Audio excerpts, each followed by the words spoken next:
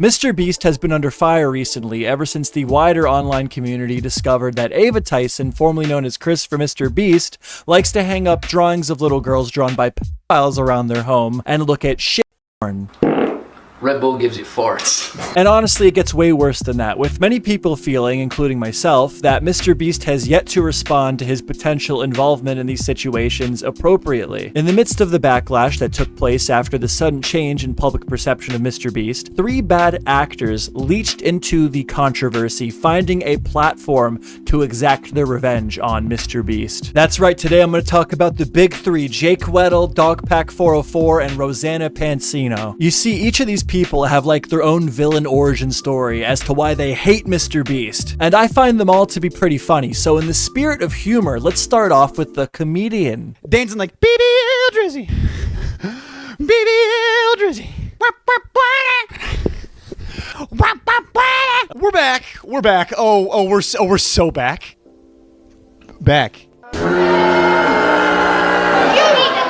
Jake Weddle is a 27-year-old man whose most notable character traits are crying and trying to be funny. After watching some of his content, I'm glad to see at least one of those 2 things are working out for him. I've been making YouTube videos since I was a wee lad. People only noticed when I started crying. Jake has seen a rise in popularity recently after coming forward with a horrific experience that he had while working for MrBeast. You see, in the time that Jake Weddle spent working for MrBeast, at one point he was actually asked if he wanted to be in a MrBeast video, in the form of him being the main participant in a MrBeast challenge. A challenge that he claimed to be so terrible that he likened it to torturous war crimes. That's a war crime. We're not allowed to do that to terrorists. You see, for this challenge, Jake would be put into a room all by himself with a door that is wide open that he can literally walk out of whenever he wants. And this room that he was being asked to stay in, again, he can leave whenever he wants, would be full of things like hot tubs and ice cream machines. Yeah, there was a hot tub in it.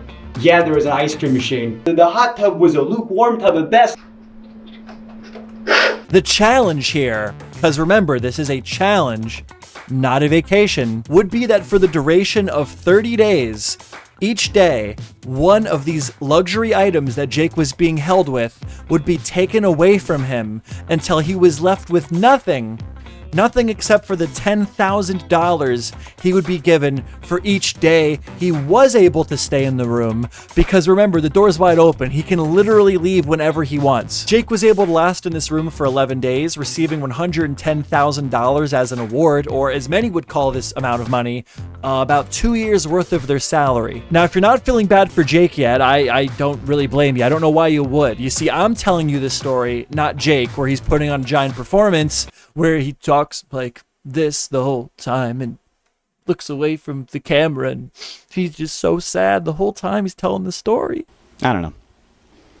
I'm gonna cut the shit. But he didn't cut the shit at f***ing all. I think it's important to remember that this is an editing decision. He sat down, recorded the video, handed it off to an editor, or edited it himself, and chose at the end of the day to leave it like this and upload it with him crying. This is manipulation. And it'd be different if it was just the Dogpack 404 interview. You know, if you're on someone else's channel or a live stream, you slip up. That's like, okay, you know, maybe you're not with me. But when it's on your channel and you're choosing to upload this over and over and over again, at some point I'm realizing like, okay, this is just your game. This is how you get your way. The guy's basically Jerry Smith from Rick and Morty. You act like prey, but you're a predator. You use pity to lure in your victims. It's how you survive. So basically, yeah, Jake Weddle came out with this story, but, you know, he told it with the crying and the performance and the tearing up, you know, a bunch of nonsense. Everybody felt so goddamn bad for this loser. So MrBeast catches wind of this, and after realizing that this man clearly has some type of mental deficiency, MrBeast gets in contact with Jake Weddle, and he's like, hey, Jake,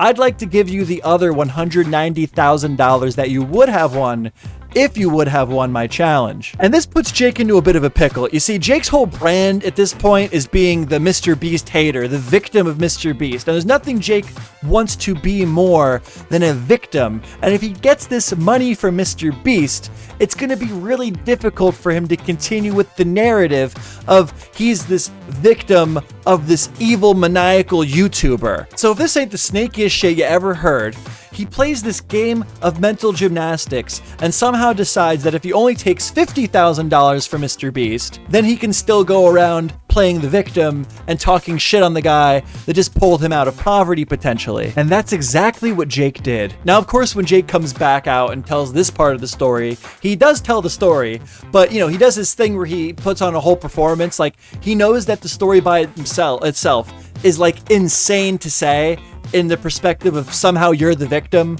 So what he does is he does the classic, like, I'm just gonna cry and act really upset and paint myself as the victim. I really hope a lot of stuff gets addressed when Jimmy does finally speak. When it comes to me, Jimmy personally apologized. And he offered me money I wasn't comfortable accepting. But the understanding is he made an attempt to make it right, and I appreciated that. And that was all I needed. Yup, that was all I needed. Just an apology, really, at the end of the day. Well, that and $50,000. But I also got a little bit of change that I felt a little more comfortable taking, and the ability to stay true to myself and exist on this platform. And that, to me, is worth $1 gajillion. Jake's performance here is so over the top that he begins ranting about how he sees himself as the jester to MrBeast's king. And it's so performative and comically theatrical that it literally comes across like the end of an early 2000s action film. If Jimmy is too big to fail, you know, if he is like an oligarch of YouTube, you know, if he is a monarch, you know, a king, that's fine. Let him be the king of YouTube. But if I'm the only one who can actually say whatever I want, I think that makes me the jester.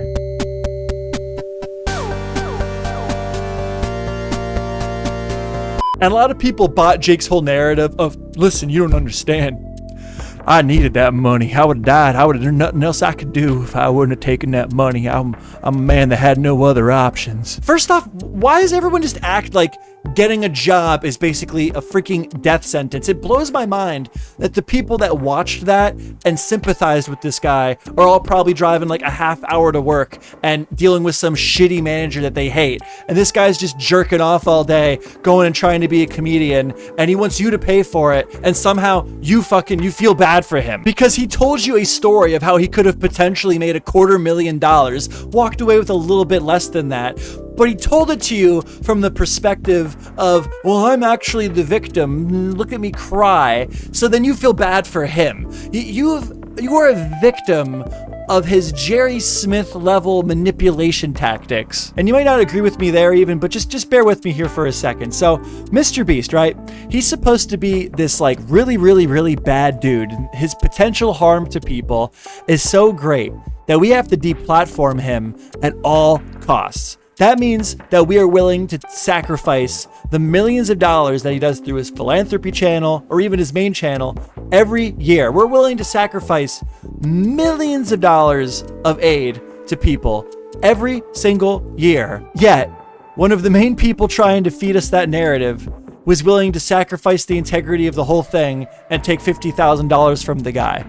Really, that all adds up to you. You don't see any problems with that. And maybe you do feel that way. Maybe you genuinely believe that taking down MrBeast is worth sacrificing all of the good that he does do for the world. That's totally fine. If that's the case, you should f***ing hate Jake Weddle. And I also doubt that you would keep MrBeast as a reference on your website.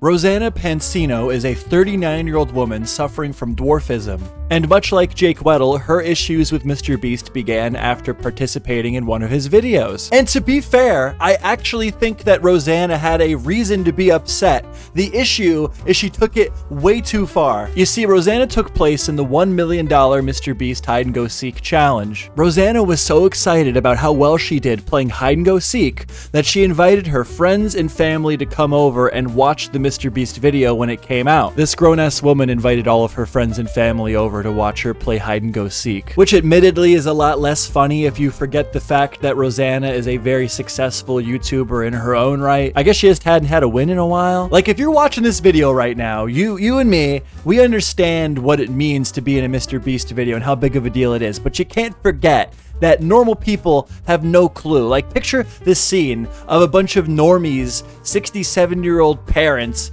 sitting on the couch with Rosanna Pansino, watching her play hide and go seek with a bunch of grown-ass adults. Like, yes, very good, Rosanna. I'm so proud of you. The money keeps coming in, so she must be doing something right. So according to Rosanna, she had placed 3rd in this hide and go seek competition, which I completely believe, by the way. Rosanna Pansino was built for this challenge. She was made to like hide in small places and sit on pots of gold all day, build toys for children to receive on Christmas, steal your underwear at night, report on internet drama and news. This was Rosanna's time to shine. So Rosanna has all these people over making this huge deal about a game of hide and go seek, which is already funny by itself, waiting for all the praise and admiration that she expects to receive for placing 3rd in a game of hide and go seek. And then boom, 8 minutes into the video, Rosanna Pansino gets out and they edit it, giving her podium finish away to Logan Paul.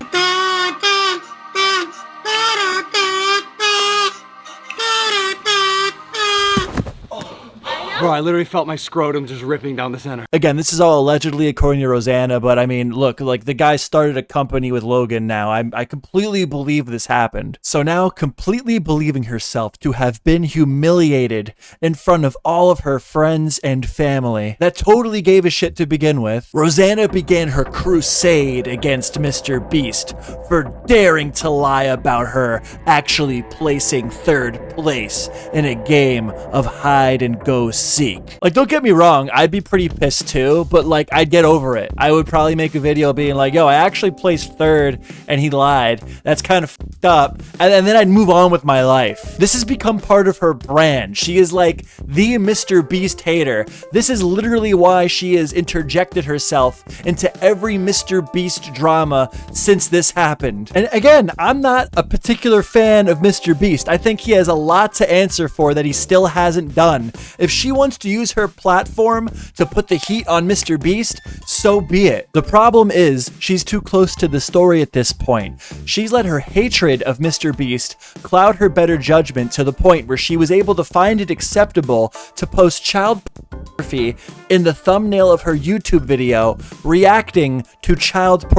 I want to give you a quick trigger warning. Some of these messages touch on sensitive topics like SA, anti-Semitism, incest, and one message even allegedly contains a sexually explicit photo of a 13-year-old child. Again, this is a work chat. Yeah, okay, so a few things to unpack here. First thing that I noticed is that Rosanna has the worst taste that I've ever seen in my entire life. She's sitting here in the most atrocious top ever, sitting on a puke green couch with pillows on it that clash with this tea set that she insists on using all the time in all of her shots. And then in the background, you have this pink wall that clashes with these pink curtains. What the f is going on here? And then she's like, allegedly, as if she's not the one pushing the allegations. By the way, the biggest allegation, the CP, the child pornography, turned out to be absolute bullshit, which quite frankly makes everything that they chose to do here make a lot more sense. They probably knew from the beginning that it wasn't actually child pornography.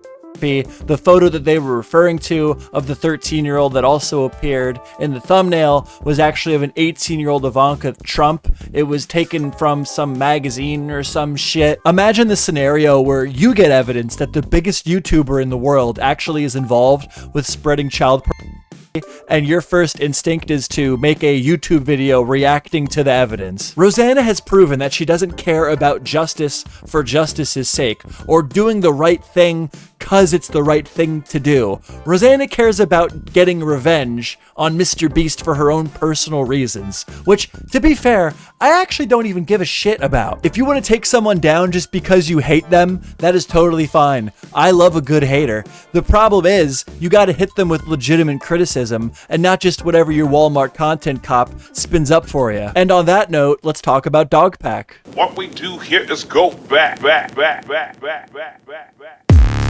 No, we're not doing the content cop references. For the love of God, I'm so sick of it. Hey, commentary fans, look! I know the iDubbbz thing. I know the content cop. I got the suit on. You can listen to me. Dogpack404 is a Redditor, and like most Redditors, he thinks he's very clever. Type of guy that you would tell that you watch The Big Bang Theory, and he'd be like, well, me, I watch Rick and Morty. You wouldn't get it. I understand. It's not your type of humor. Unlike most Redditors, though, he actually just named his account That Five-Head Guy, which basically, there's internet slang used here. This is the equivalent to naming yourself that really smart boy, very clever man, super genius, seriously, something to that effect. This guy clearly thinks very highly of himself, which is really strange because people that have this type of unchecked ego always tend to be like very socially ostracized. They have problems with women, just overall social issues in general. And like, that wouldn't be Dogpack. That just, look at this guy. He's a very handsome young man. There's no way you could convince me that this man has never been touched by a woman who loves him before. That would just be insane. People pulled up a bunch of funny little threads from his Reddit account. My personal favorite posts from this account are the ones where he talks about how pollution and plastic bottles are making everyone gay and transgender, also blaming these things as to why some people have small cocks, but not him though. He's looking out for you. He's thinking about this stuff for you. I don't like them putting chemicals in the water that turn the friggin' frogs gay. The more important thing to take away from this was that this guy was just basically some unemployed loser desperately trying to get a job working for MrBeast. This account would obsessively post on r/MrBeast, posting anything that he thought might get someone's attention to fulfill his dream of working with MrBeast. Today, we're gonna be begging for a job in the MrBeast subreddit. Laugh all you want, but this guy's looking for a job, which is more than most Redditors do, and it actually worked. Dogpack would fulfill his dream of working with MrBeast for about 3 weeks until he was fired. Sorry, you're fired. Get out of here. Dogpack would end up dishonestly framing his time at MrBeast to try to garner some credibility that he did not deserve. Either that, or he really thought that 3 weeks was a long time to be working somewhere. It doesn't really look like this guy's ever had a real job before. It does seem like it's a theme of this guy to assume that he has a much better understanding of things than he really does. This dude was like, 3 weeks? Yeah, I've been here for 3 weeks. I'm basically an expert. I mean, it only took me 2 days of looking into microplastics to determine they made my cock small. But why would they fire him? What did he do? Apparently, this guy rolled into work and immediately just thought he knew better than everyone else already working there. If you have a job, you know exactly the type of person we're talking about here. This know-it-all attitude extended all the way to telling the chef that would prepare food for the staff at the company that his food sucked. It was the first time I actually met him. It was kind of after his tour, of our studio and such, and he actually came over, tried some of the food that we had in the fridge, and then proceeded to tell me it tasted like shit, and that he wishes that we would cater more frequently. So this guy was out to let everybody know that he was the new big dog on campus, going so far as to continuously demand that somebody buy him an Apple Vision Pro at MrBeast because he needed it for work reasons. Dude was at this company for 3 weeks. The f do you need an Apple Vision Pro for? Dogpack would be like, yeah, you wouldn't get it. I understand. Listen, it's okay. I understand. You're just not going to be able to comprehend my creative process. By the way, some of the results of Dogpack's creative process were Baby Battle Royale, which sounds insane, but hear him out. You were to only use baby-safe weapons like balloons, nunchucks, and mace. Another idea that he had for a video was just to buy like 1,000 women a new set of tits. This guy's a Redditor, by the way. So basically, this guy ends up getting fired for being a weird, creepy loser who pissed everyone off. At which point, this guy goes from an alpha Chad who knows better than everyone else to, please don't fire me, I'm begging you. Just pushing back on everything that we're saying.